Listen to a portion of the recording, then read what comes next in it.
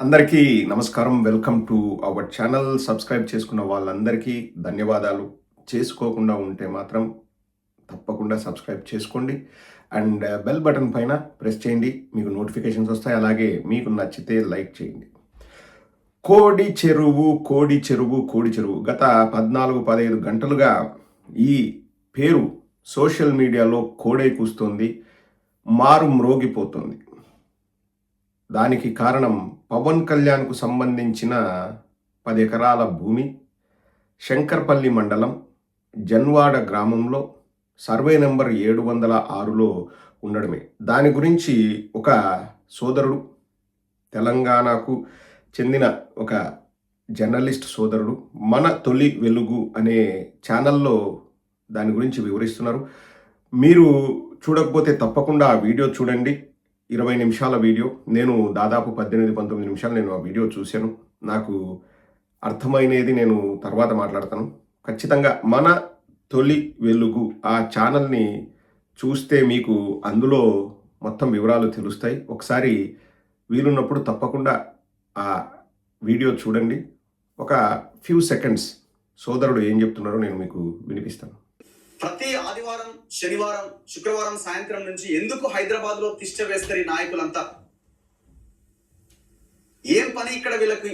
తెలంగాణలో ఏం పని? అక్కడ ఆంధ్రప్రదేశ్ ని అభివృద్ధి చేసుకోవాల్సిన వీళ్ళు కనీసం అక్కడ రాజధాని కూడా ఇంతవరకు నిర్మించకుండా 10 ఏళ్ల నుంచి ఎందుకు హైదరాబాద్ మీద పడి ఏడుస్తున్నారు? వీటన్నిటికి సమాధానం ఇవ్వాలి కదా. సో అందుకే ఒక్కొక్క నాయకుడి భాగోతాన్ని, వాళ్ళ యొక్క కబ్జాల పర్వాన్ని మన తొలి వెలుగు మీ ముందుకు తీసుకొచ్చే ప్రయత్నం చేస్తుంది. అందులో ముందుగా పవన్ కళ్యాణ్ గట్టిగా మాట్లాడుతుండు కాబట్టి పవన్ కళ్యాణ్ గురించే గట్టిగా మాట్లాడదాం. ఫస్ట్ ఆయనదే తీద్దాం బయటికి అని అనిపించింది. సో నేను ఒక డాక్యుమెంట్ పబ్లిక్ డొమైన్ లో పెడుతున్నా, ఈ వీడియోని పబ్లిక్ డొమైన్ లో పెడుతున్నా.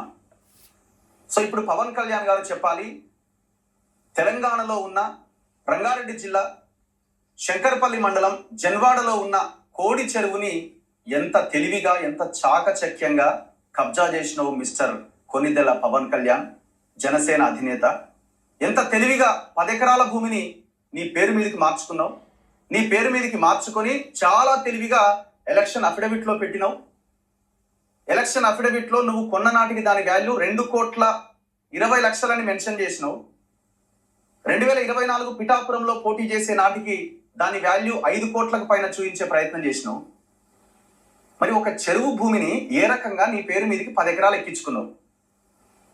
ఇదేం ఆషామాషిగా ఏదో అల్లాటప్పగా నువ్వు మాట్లాడినట్టు, ఒకసారి చెగువేరా, ఒకసారి అమిత్ షా, సర్దార్ వల్లభాయ్ పటేల్, ఇంకోసారి ఇంకోటి. తెలంగాణ వచ్చిన రోజు నేను అసలు నిద్రపోలేదు, 11 రోజులు నిద్రాహారాలు మానేసిన, దీక్ష చేసిన, నాకు నిద్ర పట్టలే, పాకిస్తాన్తో సమానం ఈ విభజన, ఇట్లా రకరకాలుగా నీకు నోటికి వచ్చినట్టు మాట్లాడింది. కానీ తెర వెనుక నువ్వు చేసిన వ్యవహారాలు చూస్తుంటే తెలంగాణ జాతి సంపదని కొలగొట్టిను. సో పవన్ కళ్యాణ్ రోజుకొక మాట మాట్లాడతాడు. దానికి ప్రాధాన్యత ఇవ్వచ్చా ఇవ్వకూడదు అనేది ప్రజల విజ్ఞతకే వదిలేస్తున్నాం. మనం చెప్పాల్సింది మనం చెప్పాం. ఇక్కడ సోదరుడు ఏం చెప్తున్నాడంటే, రంగారెడ్డి జిల్లా శంకర్పల్లి మండలం జన్వాడ గ్రామంలో సర్వే నెంబర్ 706 ఆ సర్వే నెంబర్తో ఒక 10 ఎకరాల పొలం పవన్ కళ్యాణ్ 2014లోనూ ఎప్పుడో కొన్నాడంట. అప్పుడు విలువ తక్కువే ఉండొచ్చు. ఇప్పుడు దాని విలువ మార్కెట్ ధర ప్రకారం 50 కోట్లకు పైచిలుకే ఉంటుంది ఎకరం అని చెప్తున్నారు. సో 10 ఎకరాల విలువ 500 కోట్లు ఉంటుంది అని చెప్తున్నారు. ఇక్కడ చిక్కల్లా ఎక్కడొచ్చిందంటే, రిజిస్ట్రేషన్ జరిగేటప్పుడు ఒక మెట్ట ల్యాండ్ అని చెప్పేసి కొంత భాగం, శిఖం అని చెప్పేసి కొంత భాగం రిజిస్టర్ అయిందని చెప్పేసి ఆ సోదరుడు చెప్తున్నాడు. అంటే శిఖం అంటే చెరువు అని అర్థం అంట. అదంతా కూడా FTL దానిలో భాగంగా ఆ చెరువు ఉందని చెప్పేసి గవర్నమెంట్ రికార్డ్సే చెప్తున్నాయంట. FTL అంటే ఫుల్ ట్యాంక్ లెవెల్. FTL ఆ చెరువు, దానికి కొంచెం దూరం ఒక 10 మీటర్లో, 20 మీటర్లు, 30 మీటర్లో బఫర్ జోన్ అని ఉంటుంది. దాని తర్వాత మామూలు భూములు ఉంటాయి. సో FTL పరిధిలో ఉన్న వాటిని కొనడము, అమ్మడము చేయకూడదు అని చెప్పేసి ఆ సోదరుడు అంటున్నాడు. పైగా చెరువు భూమి, అందులో ఎటువంటి కట్టడాలు కట్టకూడదు అంటున్నాడు. కొందరేమో FTL భూముల్లో మనం వ్యవసాయం చేసుకోవచ్చు, కొనొచ్చు అని కొందరు అంటారు. ఆ లీగాలిటీస్ నాకు తెలీదు. కానీ ఇది అంటే వీళ్ళు వెలుగులోకి తెచ్చారు కానీ ఇది స్కామా కాదా అంటే అది పవన్ కళ్యాణే వివరణ ఇవ్వాలి. మనకు తెలీదు. అండ్ చెరువు భూమిని కొనొచ్చా, కొనకూడదా అనేది ఆ లీగాలిటీస్ నాకు తెలీదండి. కానీ భారతదేశం పైన నాకు ప్రేముంది, రైతన్నల పైన నాకు ప్రేముంది అనే ఎవరైనా గానీ it's a ethical thing. It's a moral thing. మనం ఒక చెరువు అని తెలిసినప్పుడు దాన్ని మనం కొనకూడదు. ఎందుకంటే అక్కడ చెరువు ఉంటే నీళ్లు నిండితే ఎన్నో ప్రాణులకు ఆ చెరువు ఆసరాగా ఉంటుంది. మూగ జీవాలకు ఆసరాగా ఉంటుంది. పంటలకు కూడా అక్కడ నీళ్లను నిల్వ చేస్తే చుట్టుపక్కల ఉన్న పంటలకు కూడా చాలా ఉపయోగకరంగా ఉంటుంది. ప్రకృతికి చాలా మంచిది. దేశాన్ని ప్రేమించే వాళ్ళు ఎవరు కూడా అంటే భూములు కొనేటప్పుడు 1-2 సార్లు చూసుకోమని చెప్తారు. ఇది సిక్కం భూమా, లేకపోతే చెరువును సగం కబ్జా చేసి తీసుకున్నారా, పట్టా ఉందా లేదా, లేకపోతే డీకేటీ భూములా, ఇవన్నీ కూడా చూసి కొనమంటారు. కానీ చాలామంది ఏం చేస్తున్నారంటే మరీ ముఖ్యంగా ఈ రియల్ ఎస్టేట్ మోజులో పడ్డ వాళ్ళు ఇప్పుడు ఒక 10 ఎకరాలు ఉంటే ఒక 2 ఎకరాలు ఆక్యుపై చేసుకోవడము, చెరువు భూమి ఎవడొచ్చి అడుగుతాడు, మనము అడిగిన వాళ్ళకి తాయిలాలు ఇస్తే సరిపోద్దని తీసుకోవడము, ఇదంతా జరుగుతుంది.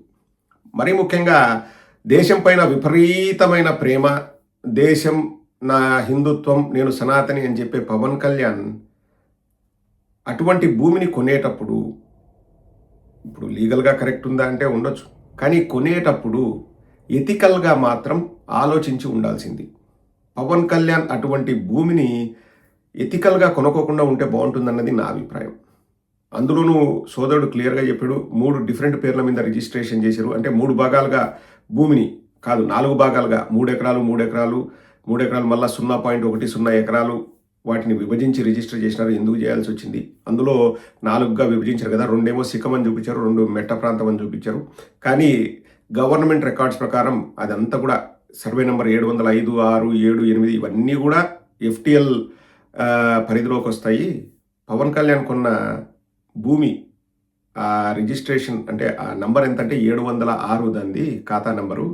సో ఇది ఎఫ్టిఎల్ పరిధిలోకి వచ్చే భూమి. ఇది ఒక చెరువు.